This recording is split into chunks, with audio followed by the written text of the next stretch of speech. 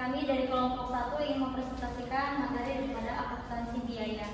Adapun anggota daripada kelompok kami ada Destiara Riani, saya sendiri sebagai moderator, ada Malam Minatun Nasihat sebagai materi pertama, yang kedua ada Dava Munalika sebagai pemateri kedua, yang ketiga adalah Nafisa Sari sebagai pemateri ketiga, dan Dina Elsa sebagai materi keempat. Langsung saja untuk memasuki materi yang pertama, kepada Kamala dipersilakan. Oke, materi yang akan saya bahas yaitu tentang modal aktif.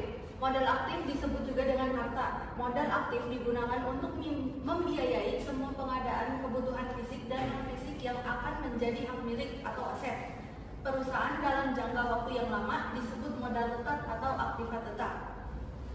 Modal aktif dibagi menjadi dua, yaitu yang pertama ada modal tetap atau aktiva tetap, yang termasuk modal tetap seperti tanah, peralatan, gerobak, bangunan, dan lain-lain. Lalu yang kedua ada modal kerja atau aktiva lancar, yaitu aktiva yang digunakan untuk menjalankan operasi dan proses produksi seperti pembelian bahan baku, membayar upah atau gaji, membayar listrik, dan lain-lain. Lalu ada contoh modal aktif. Yang pertama yaitu uang tunai yang digunakan untuk membiayai kegiatan bisnis. Lalu yang kedua ada bahan baku, bahan-bahan yang digunakan untuk produksi barang atau jasa.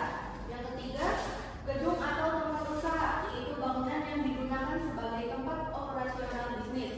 Yang keempat, kendaraan yang digunakan untuk distribusi atau transportasi barang. Yang kelima ada mesin yang digunakan untuk produksi atau operasional bisnis. Yang keenam ada gudang yang digunakan untuk menyimpan bahan baku atau produksi. Yang berikutnya ada laporan keuangan, di mana laporan yang menyajikan informasi keuangan suatu entitas bisnis atau organisasi selama periode tertentu. Laporan keuangan umumnya disusun oleh perusahaan atau organisasi untuk memberikan gambaran tentang kinerja keuangan mereka kepada para pemangku kepentingan, seperti pemilik, investor, karyawan, kreditor, dan pihak terkait lainnya.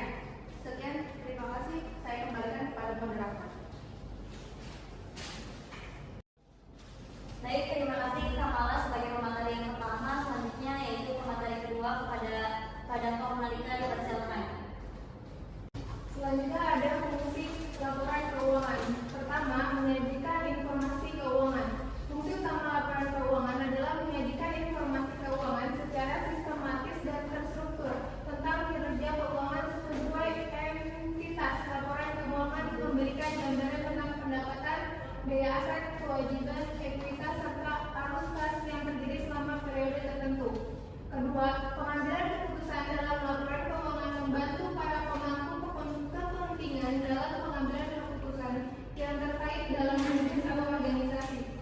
Ketiga, ada transparansi dan akuntabilitas dalam laporan keuangan, mencerminkan transparansi dan akuntabilitas perusahaan terhadap para pemangku kepentingan. Keempat, evaluasi kinerja. Dalam laporan keuangan digunakan untuk mengevaluasi kinerja keuangan suatu perusahaan dari waktu ke waktu dengan membandingkan laporan keuangan dari periode sebelumnya. Manajer dan pemangku kepentingan dapat melihat perubahan dan tren yang terjadi dalam kinerja keuangan perusahaan. Selanjutnya ada perencanaan keuangan. Dalam laporan keuangan berperan penting dalam perencanaan keuangan perusahaan dengan melihat proyeksi pendapatan, biaya, dan arus kas di masa depan. Perusahaan dapat merencanakan kegiatan bisnis, investasi, dan sumber daya manusia dengan lebih efisien. Selanjutnya ada pematuhan aturan akuntansi. Dalam laporan keuangan disiapkan berdasarkan prinsip akuntansi yang berlaku. Oleh karena itu, laporan keuangan membantu perusahaan mematuhi standar akuntansi yang ditetapkan dan menjaga kredibilitas dalam pelaporan keuangan. Selanjutnya ada evaluasi efisiensi operasional. Dalam laporan keuangan dapat membantu perusahaan mengevaluasi efisiensi operasional dan mengidentifikasi area yang memerlukan perbaikan. Dengan menganalisis rasio keuangan dan kinerja operasional, perusahaan dapat mengidentifikasi peluang untuk meningkatkan efisiensi dan profitabilitas. Selanjutnya ada modal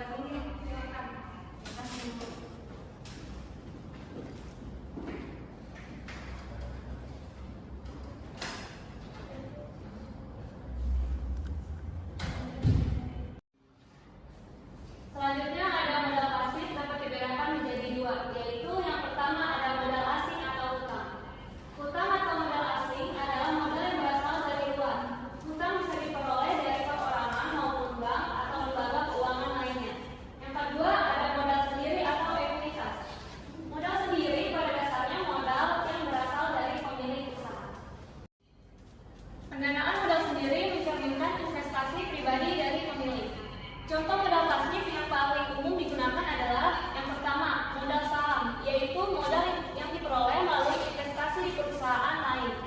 Yang kedua ada utang wesel, yaitu modal yang diperoleh melalui pinjaman dengan jangka waktu pendek. Yang ketiga ada obligasi, yaitu modal yang diperoleh melalui penjualan surat utang dengan jangka waktu panjang. Dan yang terakhir ada hak cipta, yaitu modal yang diperoleh melalui karya intelektual seperti buku, lagu, atau desain. Koneksi usaha, yaitu modal yang diperoleh melalui jaringan bisnis.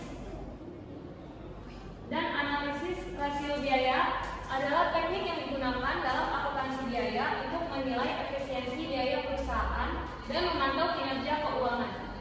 Selanjutnya, rasio biaya dapat membantu perusahaan untuk mengidentifikasi bagian dari operasi yang memerlukan perhatian lebih dan mengambil tindakan yang diperlukan untuk memperbaiki kinerja keuangan. Selanjutnya, saya serahkan kepada moderator. Terima kasih Nafita Sari sebagai pemateri yang ketiga. Selanjutnya memasuki materi yang keempat yang akan dibawakan oleh Kak Elsa. Padanya dipersilakan.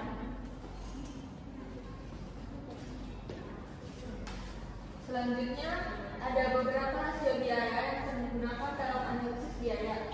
Yang pertama yaitu rasio biaya bahan baku yang untuk mengukur presentasi biaya bahan baku terhadap total biaya produksi. Rasio ini memberikan gambaran tentang efisiensi perusahaan dalam memanfaatkan bahan baku dalam proses produksi. Rumus untuk rasio biaya bahan baku yaitu biaya bahan baku dibagi total biaya produksi. Selanjutnya yaitu rasio biaya tenaga kerja langsung. Rasio ini mengukur presentasi biaya tenaga kerja langsung terhadap total biaya produksi. Rasio ini memberikan gambaran tentang efisiensi perusahaan dalam menggunakan tenaga kerja langsung dalam proses produksi. Rumus untuk rasio biaya tenaga kerja langsung yaitu biaya tenaga kerja langsung dibagi total biaya produksi.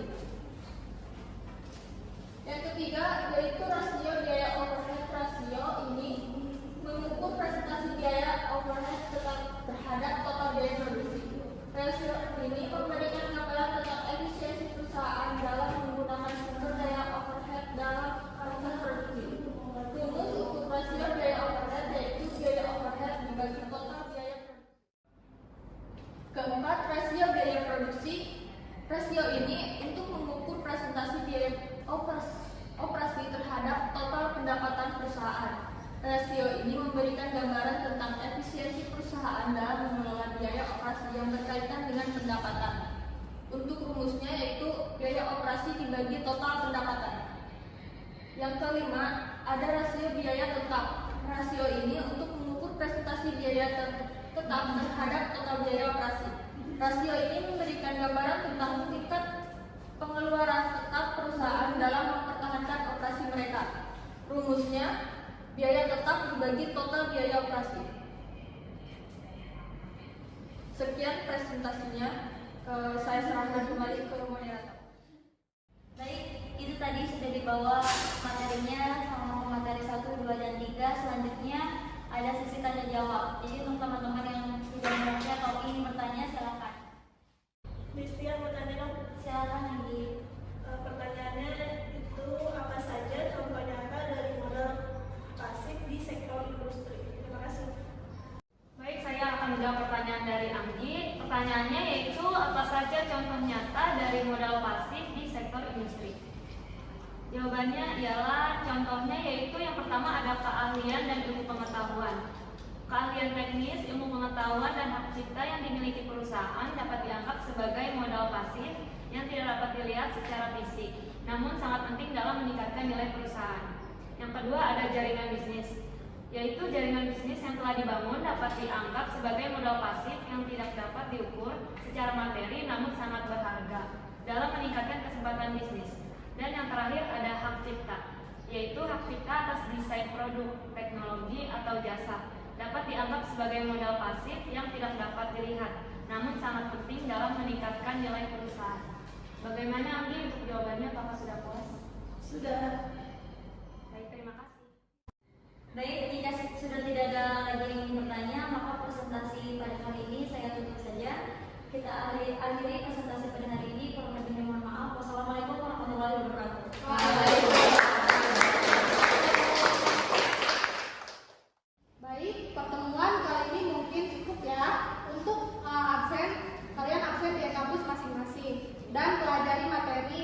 adalah